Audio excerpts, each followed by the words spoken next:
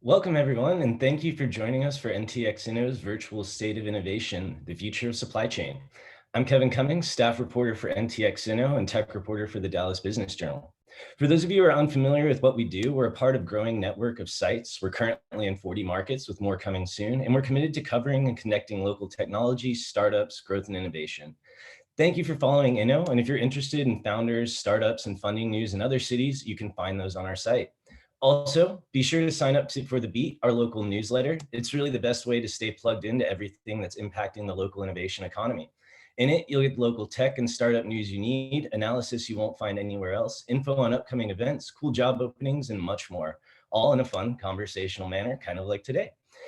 Before we get into the future of supply chain and meet our panel, I want to thank our partners for powering the NTX Inno platform and bringing us everything you need to know about local innovation. Our presenting event sponsor is Accenture, who's proud to support local innovators, startups, and businesses on their digital transformation journeys. And thanks to our founding partners, UT Dallas and Thomson Reuters.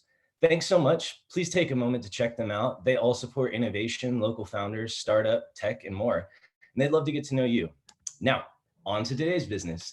Today, we'll be talking to local supply chain experts on trends, innovation, and best practices around building sustainable and efficient supply chains. As a reminder to our audience, you guys are on mute. However, if you have questions for our panelists, please drop those in the questions box and we'll get to those after our initial discussion. Also, don't forget to chat in there. Now, without further ado, I'd like to introduce our moderator for today, Bhaskaran, Associate Professor and Corrigan Research Professorship at SMU Cox School of Business. Sri, I'll let you take it from here. Thank you, Kevin. My name is Bhaskaran. I'm a professor in Information Technology and Operations Management at the SMU Cox School of Business. And thank you for giving the opportunity to host the session, moderate the panel on the future of supply chains. This is an area that's actually very close to my heart, primarily because it's also close to some of the research that I do. I work in an area what I call new product development. And basically, I'm interested in understanding how firms can develop and commercialize new products, those which typically consumers are willing to pay big bucks for. And as you can imagine, that's never easy, right? I mean, you need to overcome several challenges. For example, market related, how do you translate the customer needs and requirements into product specifications? How do you manage technology uncertainty? Whom do you collaborate with? And most importantly, how do you build your supply chain for that? And in fact, building the supply chain for new products is probably one of the hardest, and it's even harder if it turns out that you are an upcoming firm, a startup, right? And my research studies these problems and tries to find ways and methods, strategies that firms can adopt to overcome some of these pressing challenges. Now, I'm also fortunate to bring in some of these insights to the classrooms at Cox when I teach graduate students, MBA students.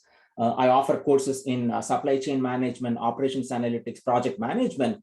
Each of these are skills that I believe firms and students require in this ever-changing global landscape, as I would call it. And if there is anything that we have learned in the past 18 months or so, these are actually critical for business success.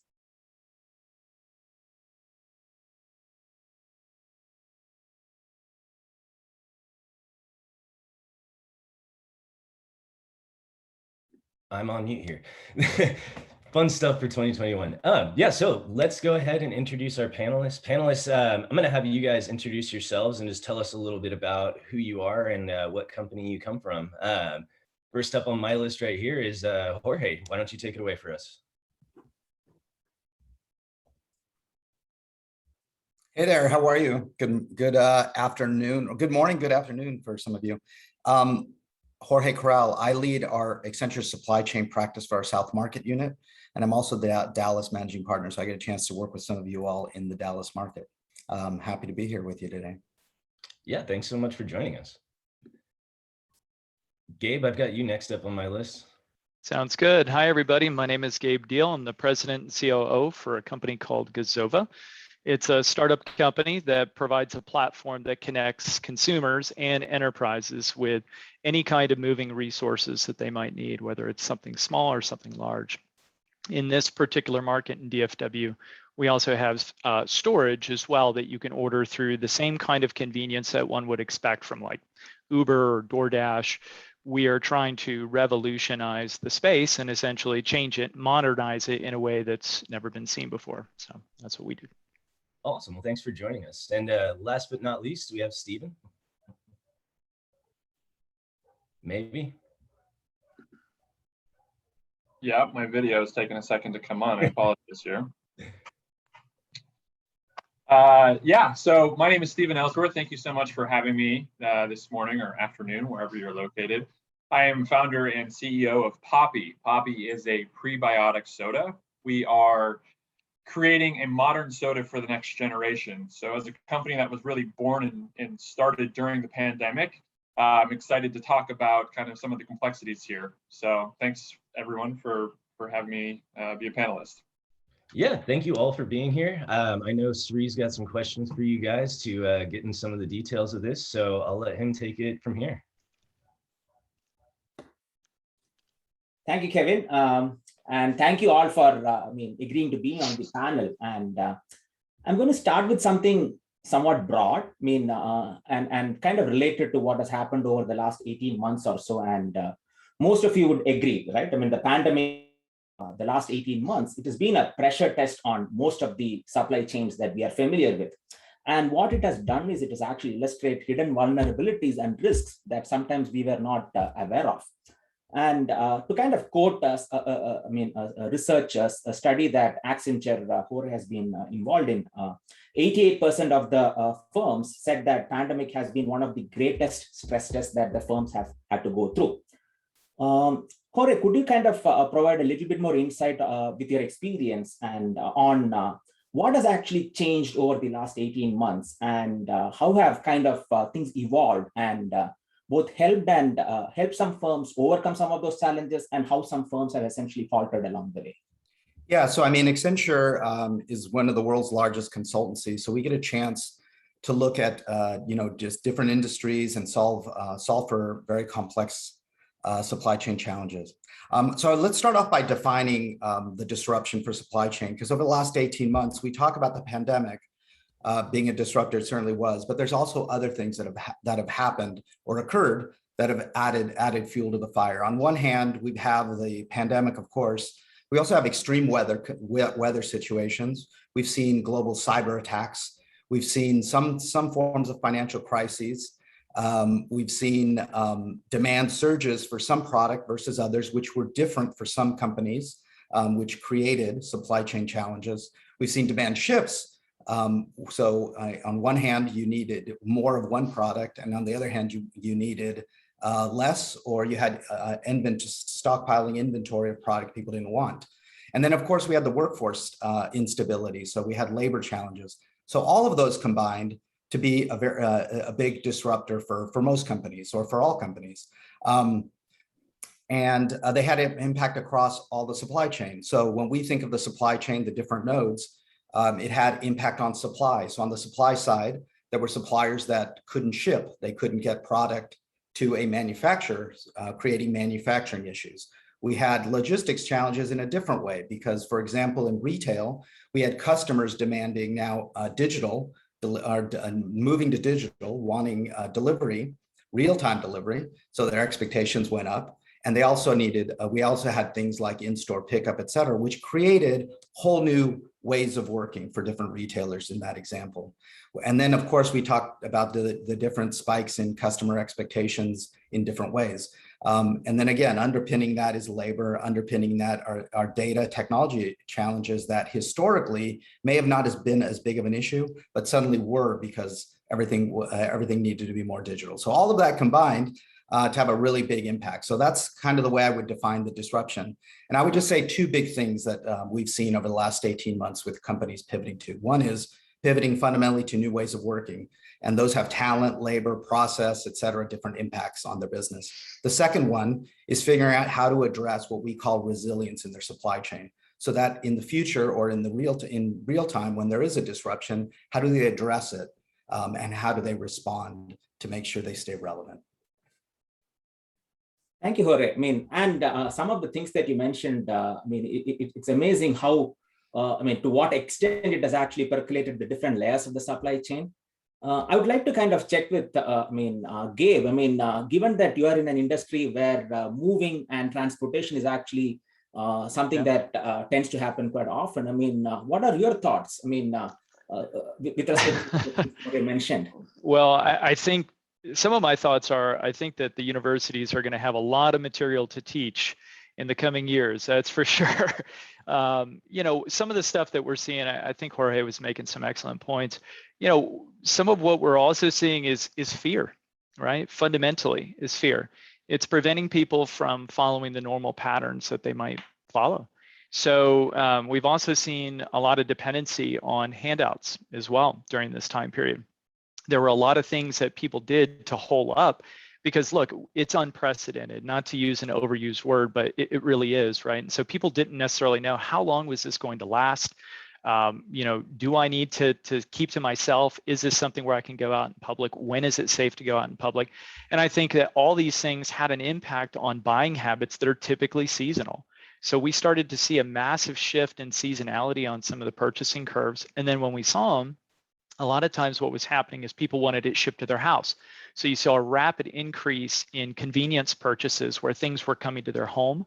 You saw a massive amount of shortage on raw materials because more and more people were looking at the same four walls every single day and they wanted to improve those four walls. So they were making changes to their infrastructure. And then like Jorge was mentioning, there was a change in labor force. When people realized, hey, I can work remotely at some place where it doesn't cost me as much to live here, you started seeing this massive fluctuation of the population and where people wanted to live. And so naturally there were some benefits, but there were also some side effects of that because there weren't enough people to handle the influx of business that came in. So it was just kind of like the perfect storm of all kinds of things. And then to make matters worse, you go to the grocery store and you try to just provide for your family. And naturally, it impacts you on the home front because you can't get the normal things that you would expect to pick up at the store. So I can't think of a single group that wasn't impacted in some way, shape, or form by it. I can honestly tell you that what really hurt us is that we couldn't scale fast enough over the summertime. There was just so much growth, particularly coming into Texas, that it was overwhelming. And then being able to vet people fast enough and make sure that you were only using the best people possible to handle these moves. I mean, it was kind of tough to work at speed and not cut any corners in order to make sure that you were delivering a high quality service. So I would say just in my world, that's how it affected us. Interesting. I mean, there are so many things that are changing at the same time, which is actually complicating. The operations, the normal operations that we are used to even further. Steve, I mean, given the product-based industry that you are in, do you see similar challenges, or are there other factors that you think are contributing to the same issues? No, I think what Jorge and Gabe said have applied to me. I think we've all experienced it. It's been pretty insane trying to rapidly scale a business, right? We're in the better for you space, right? So as you think about selling a product that has immune boosting benefits, helps with gut health, all of these different things, right? This massive shift in consumer behavior from kind of the established processed foods over to healthier, better for you products, right? So we were both blessed and cursed to kind of work in this space, right? So we've had, because of this shift, right? The business has continued to boom, continued to grow, but I mean, labor shortages, procurement shortages in supply, particularly with aluminum cans, really all of it has affected us, right? And I think the old saying is the only thing constant is change, right? I think that's like forefront of our mind, right? Things are going to change. They're going to continue to change. They're going to continue to evolve. And just knowing that is the case and trying to look into the future as much as possible is one thing that we've been doing, right? So instead of, obviously you have the high level 12, 18, 24-month overview, but right as you start to get a little bit more granular about planning specific production runs, no longer is it a 2 to 4 week lead time, right? You're now talking You're now talking in months, right? We're also thinking about how do we incentivize some of our suppliers to give us preferential treatment over some of the others, right? So maybe that's bringing them closer into the business. How can we align ourselves with our suppliers through every step of the way to make sure that our wins are also their wins? And that's something that we've just had to do constantly over and over again. How can we align ourselves with all of our partners every step of the way? So what you're saying, Steve, is that you have had to kind of adapt kind of on the fly. I mean, is that what most firms have been forced to do as well? I mean, because when so many changes kind of happen at the same time, right? I mean, unless and until you have the ability to kind of be flexible and adapt according to the things that are thrown at you, I mean, it becomes harder for you to kind of operate in that business. So is that the same that you see in most industries? What have firms done, I mean, to kind of change the way they're actually doing things right now? I mean, do you have any thoughts on that? Was that for me or for Jorge? Jorge. Yeah. So you're asking what are firms doing right now? Exactly, to kind of, I mean, overcome some of these challenges, and how have they been successful in that regard? Yeah, look, there's so many different things that companies are doing. When you look at the full supply chain network, I'm just going to touch more on the supply side just for a second, because I think we could go with each node, it's its own animal, I think, in terms of change. But I think on the supply side, what we're seeing a lot of clients focus on is how do they look at their suppliers differently? So it used to be that companies really what they designed for is short-term volatility. So one supplier goes out of business or one supplier fails. What do you do and how do you respond? And they have, most companies have had for the last 20 years what we would just say short-term risk mitigation plans. And so though you can overcome those. But in the age of these spikes of disruption, it's bigger than that.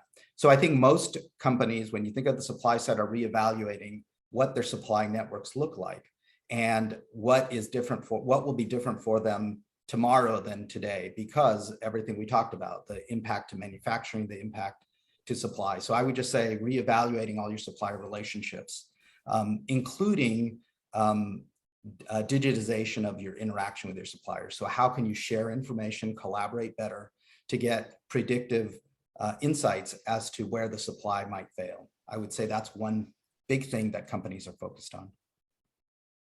Very nice. And one thing which I also heard in all your comments was the role that your suppliers are actually playing in being able to manage some of these disruptions. I mean, any key, third-party service providers, suppliers that you believe have been instrumental in you being able to kind of overcome some of these challenges? How have you kind of worked with them? I mean, and what were some of the challenges that you, both felt and overcame along the way?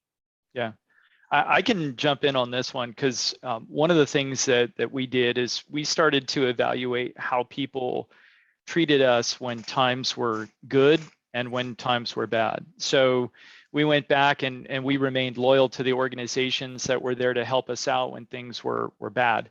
And so if you look at some of the big banks that struggled with PPP and that whole thing, right? Well, PPP was very, very important for folks to kind of stay alive when we had the massive shutdown. And so making sure that we weren't just another number, but we were actually a valued customer was very important. So when we got an opportunity, we changed to a local commercial bank. And that has made a huge difference with us being able to weather the storm, because I think that, both Jorge and Stephen both said it well. I mean, flexibility and adaptability have been the key. The companies that are still around and will be around after this whole thing are the ones that have been able to adapt. And the ones that weren't able to tack because their entire business was disrupted, if they weren't able to shift into something and stop being so ideological about what they wanted to produce and instead just focus on survival for now, adding as much value as you can with what you have, and then getting back to business as usual when this thing thaws out, that's kind of been what I've seen personally. Steve? Yeah, I think I really echo that. I think, for us, and to Jorge's point, right? How can we use technology? How can we more transparently have these conversations, right, with our suppliers at every step of the way to see what any sort of potential breaks are, right? Because you're only as good as the data that you're sharing, right? But you're also only as good as the partnerships and the relationships that you're building, right? So I think it's twofold. You need to maintain that relationship. You need to have open conversation about business as a whole, but then more granularly on like actually what supply looks like, what lead times look like, because the data that you're sharing and how accurate that data that you share with your suppliers ultimately has a ripple effect down, right?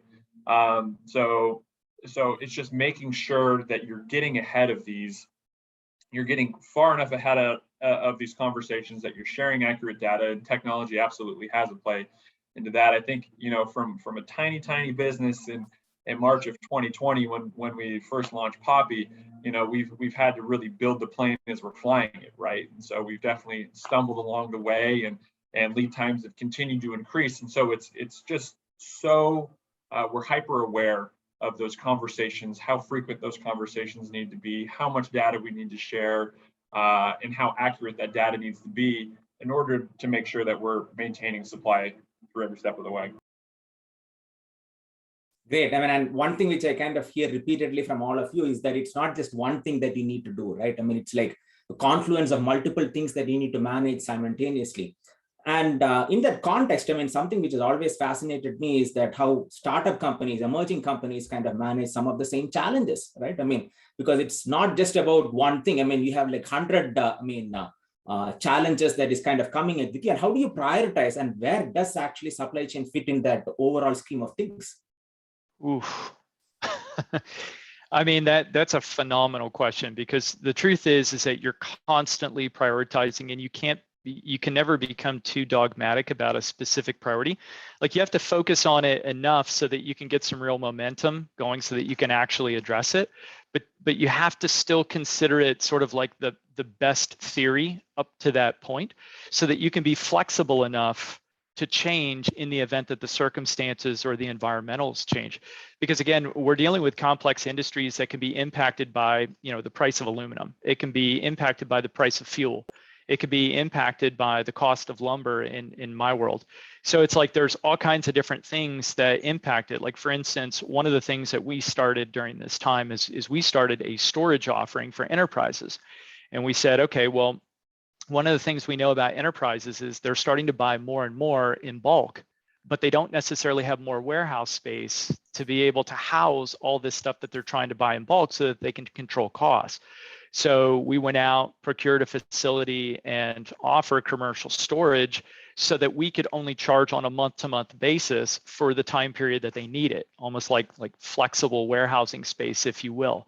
So this was something where we saw an opportunity. Well, the backfire was all of the raw materials like steel and wood for us to be able to house their goods in all skyrocketed. And so the original cost model that we had was one thing, and then it ended up being double, and in some cases even triple what we had anticipated when we started that line of business. And so again, if we had gotten overly fixated on it, like this is the only way that the business is going to survive through this time period, we probably wouldn't be having the discussion today. Steve? Yeah, I was going to say absolutely. It's,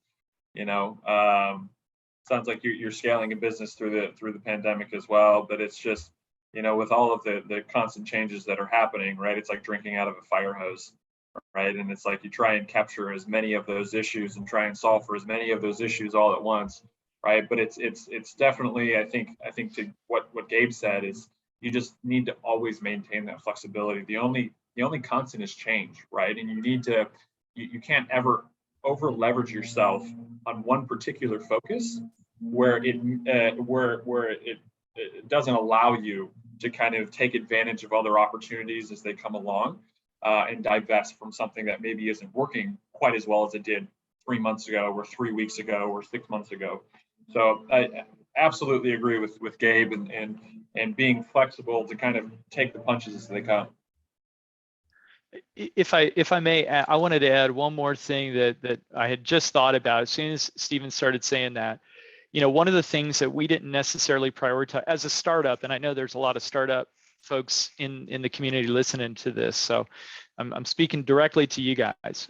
One of the things that we deprioritized early on is we put operations ahead of information. So the data was kind of happening, but as a result, we thought that what we were building was the right thing, and we didn't necessarily realize how much precious information and insight we were looking past in order to make gut decisions.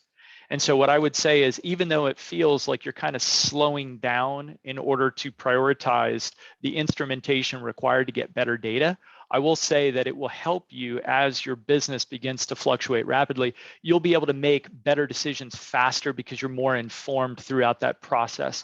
And I think that kind of echoes to all the panelists that have been on here, that the quality of the information you're consuming will directly impact the quality of the decisions you're making for your business. So definitely don't put that on the back burner. And that's a great point, Gabe, because sometimes I tell my students, data with no purpose is actually garbage, because unless and until you understand the process, the operational details associated with your business, you will not be able to kind of use the data in an effective manner. And so you need to first understand the process and see what data complements that to be able to enable you to make better decisions. And so to your point, I think it's very important to kind of have that streamlined approach. And Jorge, are there any specific guidelines that you think that firms can follow in this context? Well, I really love the points that Gabe and Stephen were hitting on adaptability. I think that's what we've seen is how important that is.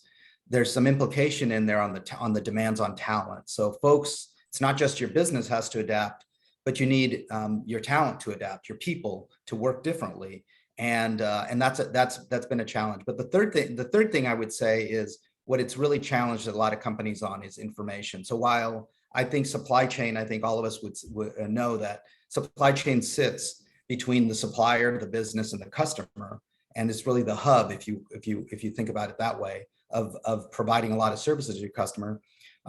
It's also the hub for information. So Gabe mentioned some of it, but we know that to build a resilient supply chain, you need information transparency. So, and it has to start from the client's customer, so our client's customer, the company's customer, all the way through their own business operation back to the supplier, as I mentioned. And we call that information flow customer-centric supply chain when it's done right.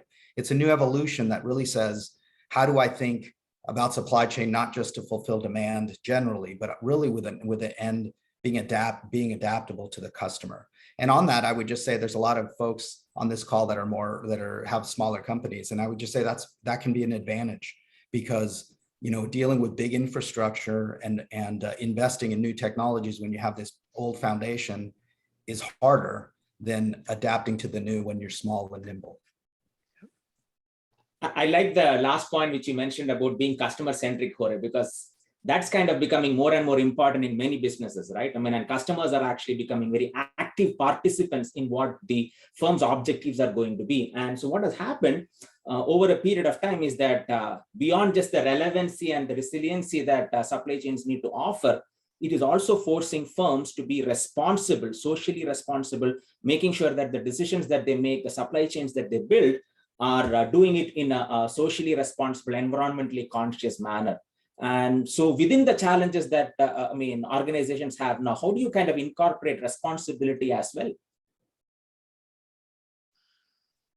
I can jump in on that. I think, kind of gone are the ways of big organizations pushing product, right? It's all about the community that you're building, listening to the consumer, understanding what their needs and wants are, right? And really kind of working collaboratively to produce the product, aligning their needs and what your focus is from a business perspective, right? And so, I think for us, being in CPG, right, consumer packaged goods, like the consumer is so vocal these days, right? It's almost like, you can ignore what your consumer is saying, but at the end of the day, it's like you're only going to get so far, right? And I think the great thing is kind of as a I even hate to use this word, as a millennial myself, right? It's like we were raised in this time where being socially responsible and environmentally friendly is just kind of a part of our DNA. So thankfully,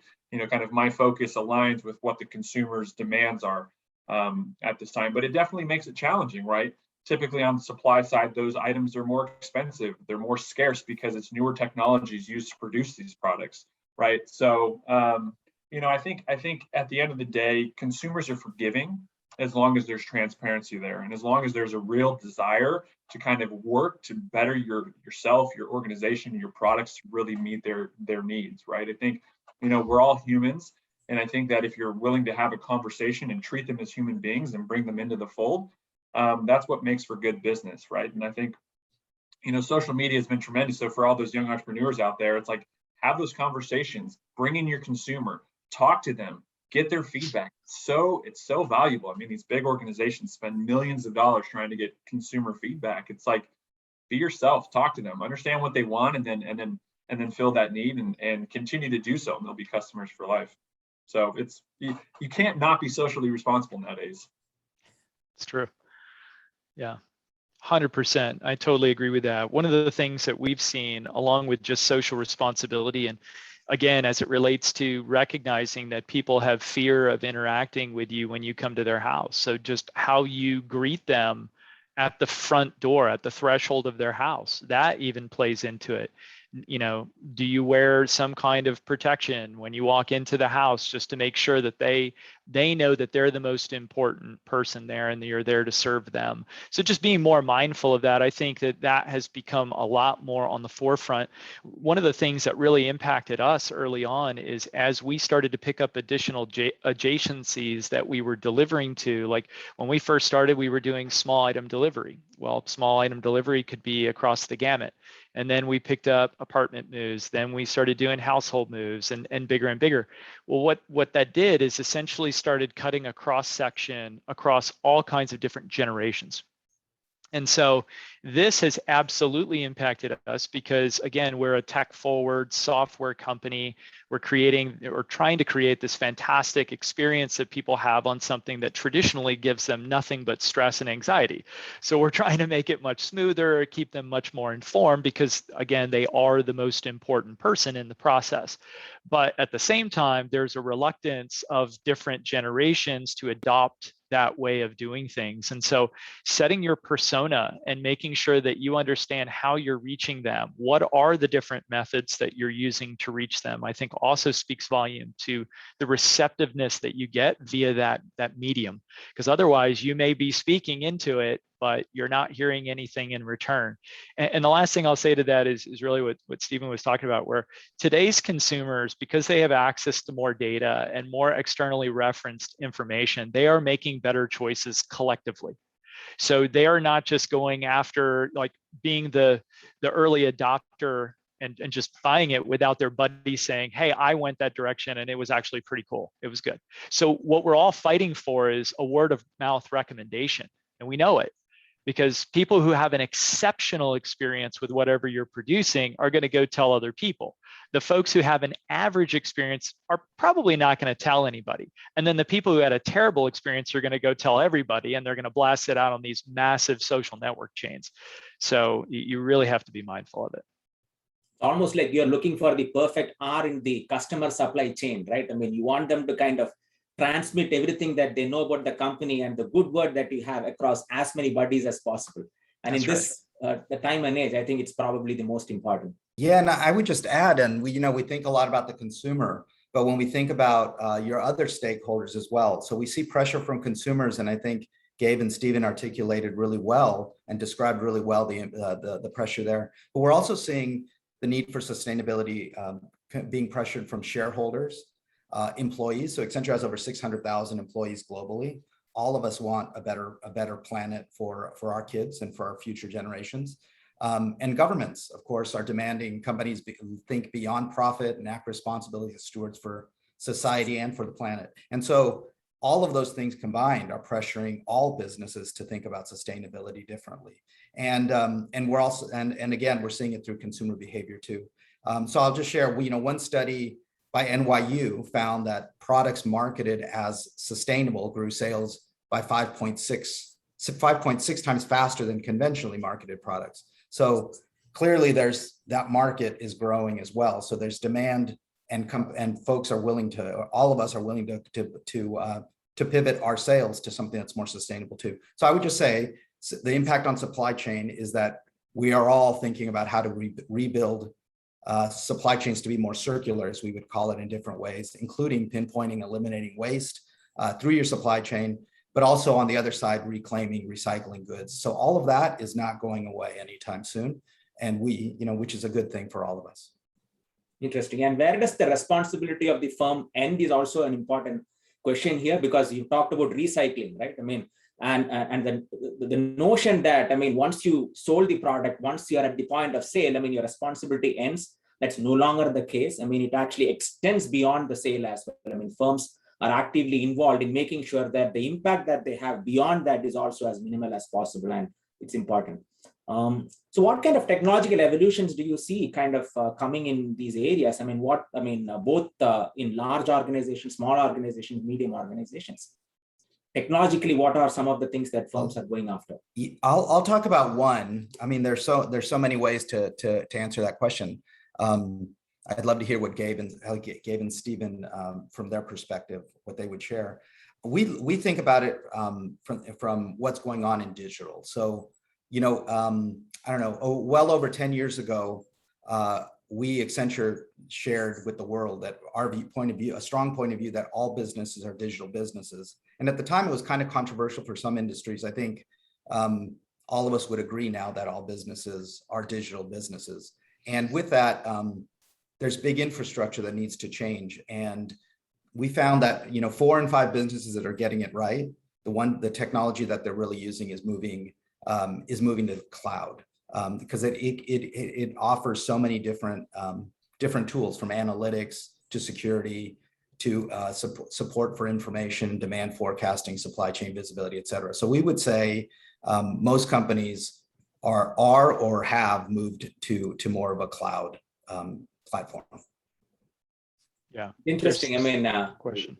Go ahead, Gabe. I mean, I was going to say, I mean, there's no question about it. So my background is in cybersecurity. I spent 20 years in cybersecurity. So who better to help start a software company that deals with the moving industry, right?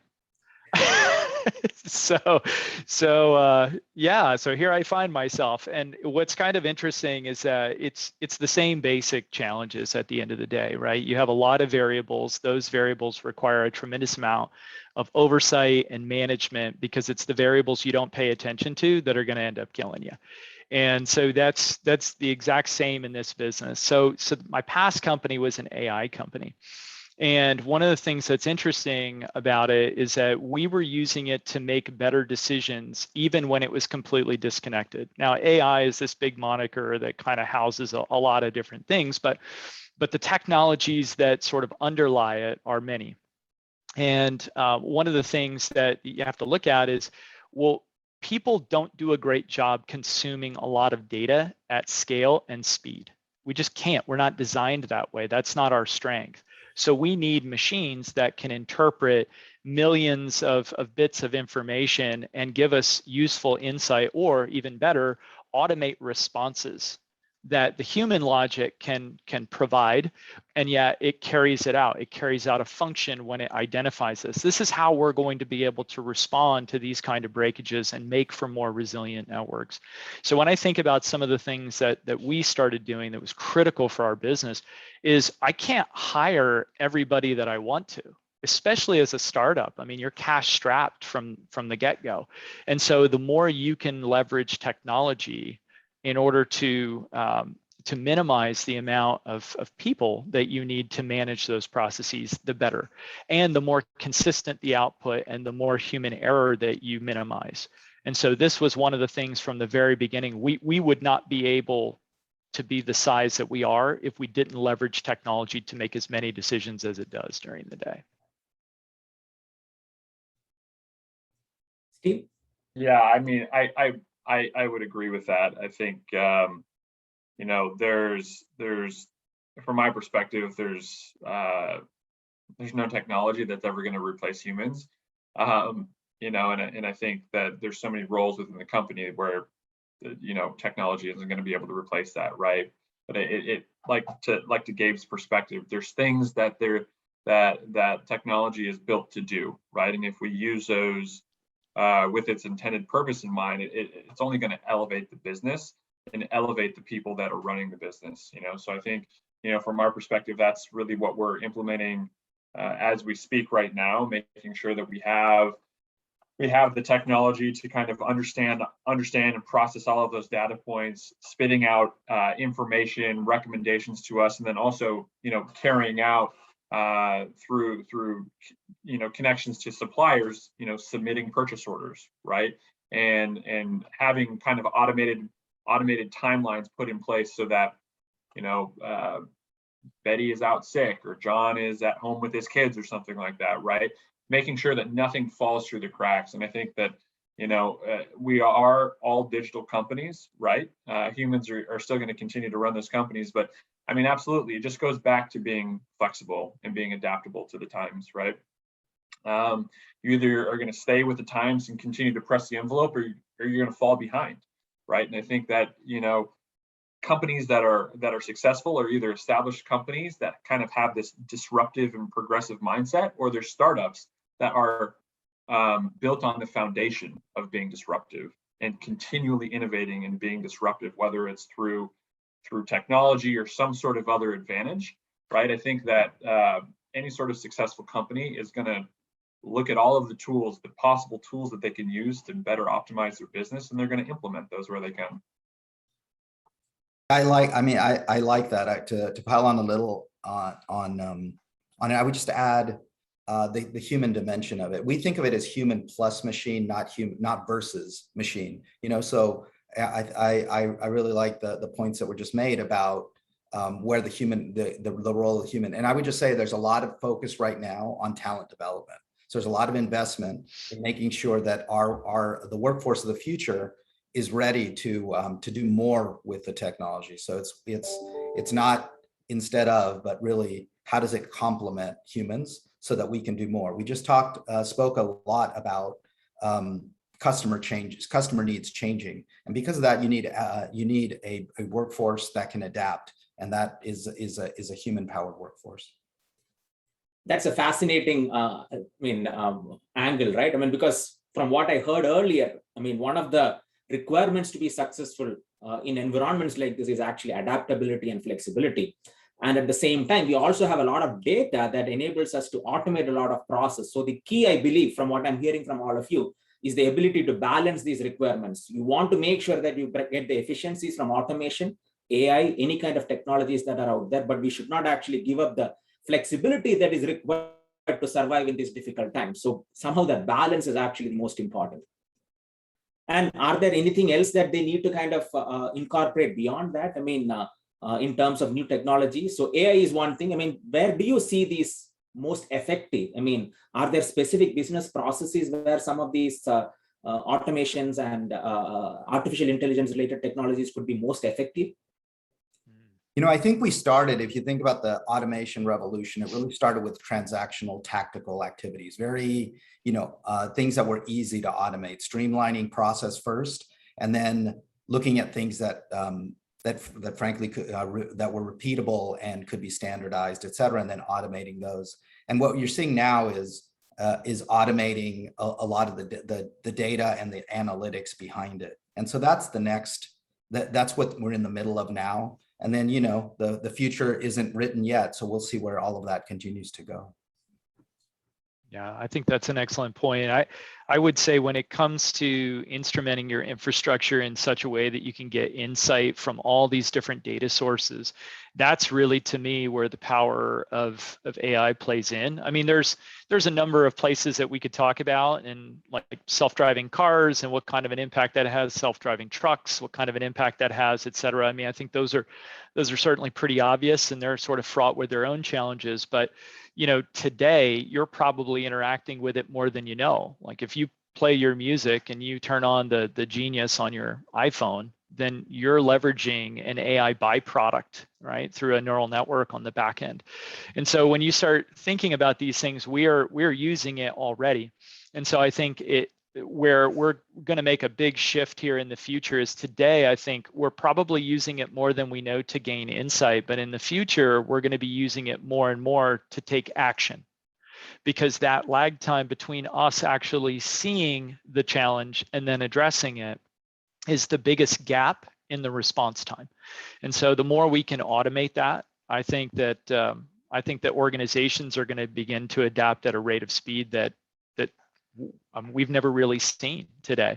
And I will say this, about the training. I think you're 100% right. I think today's workforce, because there is so much information out there, they need to be hungry and always learning and driving themselves to be the best version of themselves that they can be. But I would also say that in today's workforce, there is a myriad of things to be distracted by, because there are so many input sources to take in information that it will overwhelm even the staunchest power user out there. So you kind of have to figure out how you can get into a groove, how you can stay organized, all the same fundamentals that we've probably needed to practice ever since we were back in grammar school. I think all those things come to play. Time management, how do you stay organized? How do you stay consistent? How do you stay focused? I mean, I think all your points about the talent and how they need to adapt is so spot on. I mean, one of the things I always tell my students is, if you look at traditionally how businesses and firms have been organized, it's always been along functional lines. Like there's a finance department, an accounting department, or a marketing or an operations, all those things, right? I mean, because problems tend to be along those ways, but when there is disruption, particularly like the way that Steve and Gabe were talking about, and no longer are problems one-dimensional, it's actually going to have 10 different ways in which it can be solved. And so multi-dimensional skills become even more important. And more importantly, I mean, earlier you used to hire people, correct me if I'm wrong, I mean, organization used to hire people to kind of go into a specific department, again, because of the siloed nature of the problems themselves. Nowadays, you actually bring in new talent to change the way businesses are operating, and that actually requires a completely different way of evaluating and examining things. And so, I mean, folks who are actually looking at some of these comments that each of you are making, they need to actually rethink how they want to position themselves and what kind of skills that they want to learn as they are kind of going through some of these processes. And go ahead, Steve. No, I was going to say, I think that that's absolutely right. But I think one thing that's made people successful and be able to kind of evolve with the times is just being a creative problem solver. So whether you're thinking about your profession as a marketer or in finance or in operations, right? It's always kind of pushing the boundaries, like Gabe said, continually pushing yourself to be better and better, right? It's always about taking a look at everything within the organization, everything that you touch, and how can we be better? How can we be creative about defining or coming up with a new solution about that? And I think that that's one thing that's always going to be relevant, right? Because I think gone are the ways of going into school and getting a finance degree and you get a job at one firm and you're there until you retire. It's like the number of people that I know that have done that are zero, literally zero. The way that you get promoted typically is you jump from company to company because you're continually pushing the envelope. You're coming up with new ideas, new ways to disrupt, new ways to be innovative. So regardless of what your skill set is, just be a creative problem solver and show how you can be disruptive and change and elevate your specific part of the organization and the organization as a whole. And I would just say that's a great point. I think what I think about is the world we live in now.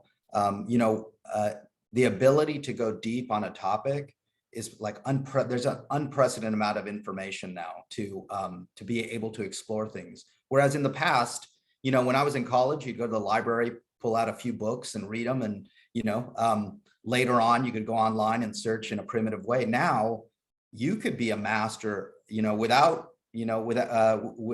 on a very obscure topic. There's just a ton of information out there. So when we think about supply chain, being deep in a specific area is a lot easier than it used to be, versus on-the-job training, as Stephen mentioned, so that you can continue to evolve your career in different ways, but it's a little bit self-guided now versus in the past where there was a lot more of a structure to it. It's actually good to be impatient, so to say, right? I mean, you want to kind of come there and be ready to kind of get going with the things rather than kind of take a slow approach. Yeah, and Sri, I know that like for you all, if you think about, when I think about the education and the supply chain there being the training and the learnings, it's disrupted in a way, or it's changed even the way you all at SMU operate. I know from a learning perspective. Absolutely. And so many things that we need to kind of look at differently, right? I mean, it's not just about theoretical knowledge, it's about what is kind of happening, because the world is changing at such a quick pace. And always you need to have the perspective about, how do you kind of change the way businesses are operating right now when you're actually offering them solutions and perspectives. And you cannot put a price to it sometimes. On that note, I mean, I wanted to also kind of touch upon one aspect. I mean, all of you had actually talked about different ways in which technology can be leveraged. I mean, is there a balance between how much of that should be internal versus what should be external? I mean, whether you want to bring in external vendors to kind of build the technology for us, where do you draw the line? Well, I'll start like conceptually. What we think of is companies need to figure out what their purpose is. And in their purpose, what do they want to be good at? What do they want to be? And for the stuff they want to be good at, they want to own that.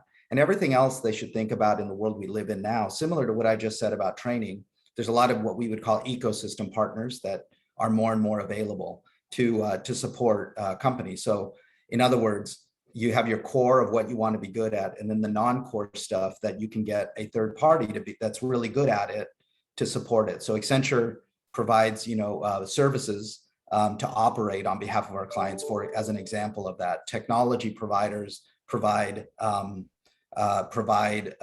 technology tools, etc., so that a company doesn't have to, like 20 years ago, build their own tools. So we think of ecosystem as a huge, like a fundamental shift in the way companies operate now, and more companies are challenging themselves on what's core to their business versus what's non-core, and thinking about how to partner on the non-core activities. Yeah, I would agree with that wholeheartedly. I think, there's only so many hours in the day. It's like you need to really focus your resources and become an expert at what your core competencies are, right? I think, there's so many resources out there that can focus and be experts in that field. I think that's exactly right. I would wholeheartedly agree with that. Yeah, I think that it really comes down to beginning with the end in mind, right? So if you work backwards from what the ultimate goal is, you're going to have limited resources. And when it comes to software, there's always more to do, right? Always. So when you sit down and you decide to go in a direction, like for us, we have a massive infrastructure that we use to manage the logistics process and match customer needs with different companies that can fulfill those needs. But then when we got into storage, it was like, do we buy a warehouse management system or do we build? And what we realized is that in the future of what we wanted to build, we are going to be better off if we spend the time building our foundation now in such a way that it's natively integrated with what we have, so that in the future, it's going to be a seamless experience for customers on their mobile phone. They'll be able to get things picked up and delivered just from their phone. And we wanted that experience. And we realized that if we started off by saying, hey, I want all these features today, so I'm going to go ahead and get something commercial off the shelf, we realized we would jeopardize and probably extend the time it took us ultimately to deliver on that plan. So that's why we decided to build. But I think that you're 100% right. And again, I also think that it plays into the velocity of just how your business is flowing. If you say, yeah, I'm going to build all this great technology in-house, but I'm not going to have anything externally facing that increases the velocity, are you really maximizing and getting the return out of investment that you thought you were? Because you may find that you're overspending because you have something that's like future built, but you don't have big enough bandwidth on the outside to bring in customers that can take advantage of that. So yeah, and I think back to the earlier point that we all talked about on the cloud side, it's part of what's fueling this growth in cloud, because in the old days of being on premise and having to do things in your own internal behind the firewall stack, pretty impossible to leverage a lot of the ecosystem partners. But cloud is a huge enabler of that. So supply chain, but across the business, everybody pivoting to cloud, as most new software is an important element of that solution. so many things, right? I mean, and in other words, I mean, the way I'm kind of thinking about it is, I mean, supply chains have changed quite a lot. The way we are managing those supply chains is changing. The kind of talent that we are bringing in to manage the supply chain is changing. So what do you think will happen maybe 5 years from now, 10 years from now? Are we going to see more change? I mean, more disruptions? And what would be some of the things that has actually happened over the last 18 months? What would actually, remain, at least in the way we manage some of these challenges, and what could change over the next decade or so? I'll start with the whole theme of digitizing the supply chain. We see that accelerating, not going backwards. We talked about cloud. We talked about customer centricity. I would just say that, and we talked about AI. We talked about automation. All of that we see it as amplifying, because the reason why is because companies fundamentally need to be more adaptable and more customer centric. So that's one thing I would say. It's more of a continue to see, but it'll be accelerating. That's a great point. I honestly think that there's going to be a backlash. I think what's going to happen is customers are going to get to the point where the expectation level is such that it ultimately separates out the folks that are capable of delivering at that kind of speed and pace and scale, and those that can't. And if you can't, I don't think that you're going to be as competitive as you'd like to think that you're going to be when you get into that space. So I think it's just kind of a natural byproduct of giving people more things faster. So when I think about like self-driving cars and robotics and things that don't sleep and take rest, at that point, you start seeing 4-hour turnaround times from order to delivery. And the more and more of that we have, it creates this frenetic energy, this pace, this high level of expectation that, I think there's going to be a lot of opportunity in between. I think it's going to drive a tremendous amount of innovation. But at the same time, I think that there's going to be a lot of people that kind of struggle to get to that scale fast enough to remain relevant. So I think that we're going to see a lot of young, innovative companies that get swallowed up, but I think that we are going to see a lot of market consolidation as a result of that growing demand. Yeah, I mean, I would agree. I would agree with that. I think the things are continuing to develop more rapid than we've ever seen, obviously, with all of the information that's being shared, right? And just the demand of living in this really instant gratification world where everything is at your fingertips, right? COVID obviously really accelerated that on-demand sort of requirement from customers, right? This Amazon, same day shipping, right? It's like Gabe, to your point, there's going to be a lot of consolidation, or there's going to be a requirement to speed up. I think, at some point, I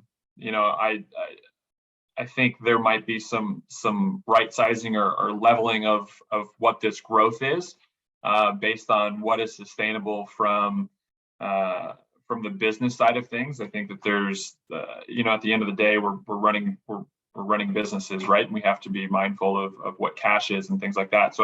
So I'm hopeful, and I think that there will be some right sizing of what those expectations are, with what companies can actually deliver. But I don't see that happening for quite some time. I think that this is really just the beginning of kind of this, I hate to say it, like this new world that we're living in, right? There was that accelerated shift on the way that we consume things, the way that we purchase things, from groceries to beauty care products to beverages, right? So, I think it just goes back to my initial statement, and as cliche as it is, the only constant is change, right? And we've just got to be able to be flexible and to be able to adapt with everything that's thrown our way. I do agree with all that you all said. I mean, and in particular, what Jorge alluded to, that the trend to digitization is actually going to continue. In fact, at a philosophical level, I actually sometimes think, we are all, as individuals, as firms, consumers, organizations, we are all in the process of searching, right? We search for information, we search for people, we search for products, and it's no wonder that 3 of the biggest companies, right, are actually in the business of each of these things, right? Information, people, and products. And so digitization is actually going to enhance and enable some of those transitions even more. And so it'll be an interesting, it'll be interesting to kind of see where it all takes us. The other thing that something that some of you had mentioned, it actually struck a chord to me. It's not about doing just one thing.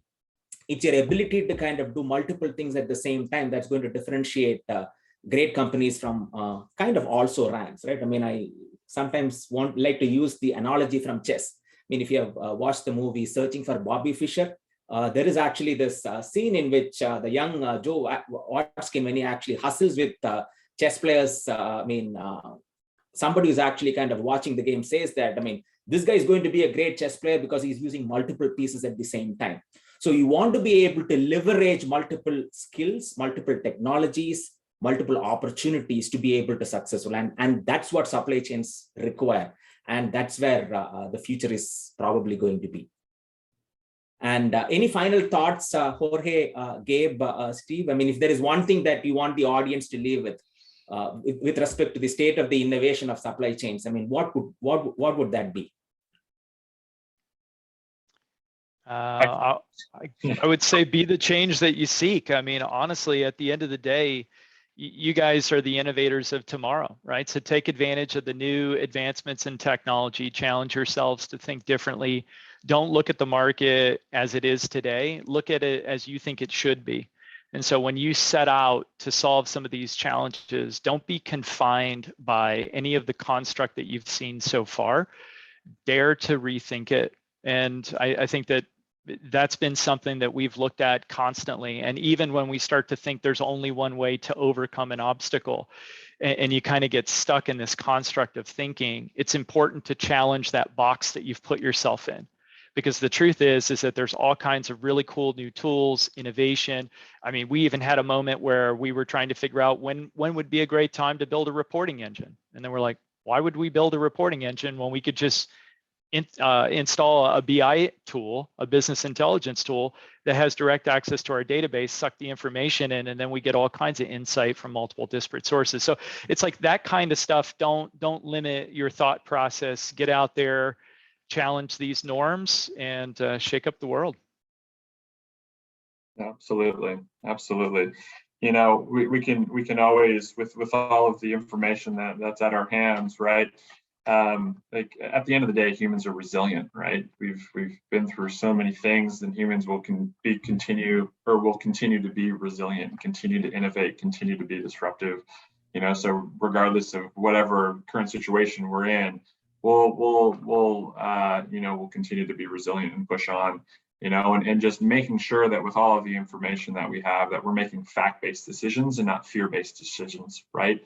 Informing ourselves and just knowing that we have that potential to overcome the challenges that are placed before us. That's, it's in our nature to continue to be progressive and find solutions to the problems at hand. I love that. I would add, as humans are resilient, the ways you just described it, Stephen, I think we talked about a lot of different things today about the supply chain. I would just say, most companies need to think long-term about making a resilient supply chain, because these disruptions that we just saw, there's only going to be more of them. It might be different. There's going to be different flavors of it, but all the things we started this discussion on are very relevant today, but they'll be even more relevant in the future. Things are going to continue to be volatile, but we don't know when it's going to happen. So think end to end, from supplier all the way through your customer and everything in between for supply chain, and design a resilient supply chain. Figure out, apply some stress tests where might it fail, and design it in advance, because these disruptions are going to continue. Absolutely. Hey, thank you guys all for being on this panel. Sri, did you want to add any last thoughts on your thoughts of the future of supply chain? Absolutely. And most of my comments are actually kind of exactly the same as what each of them mentioned. The relevancy, resiliency, and the responsible nature of the supply chains are important. And it will take a whole lot of different things for us to be able to achieve that. It's about managing disruptions. It's about managing talent. It's about managing processes.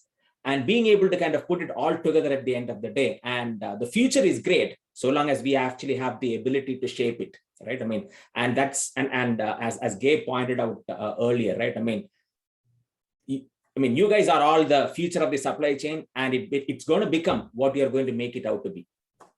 Absolutely. Well, again, thanks everyone for being here today. We'll have a recap of this conversation on NTX Inno soon, so don't hesitate to reach out with us for any questions. And also just have a wonderful afternoon. Thanks again to our presenting partner, Accenture, and thanks again to all our panelists. Y'all have a great day. Thank you. Thank you all. Bye-bye. Thanks, everybody.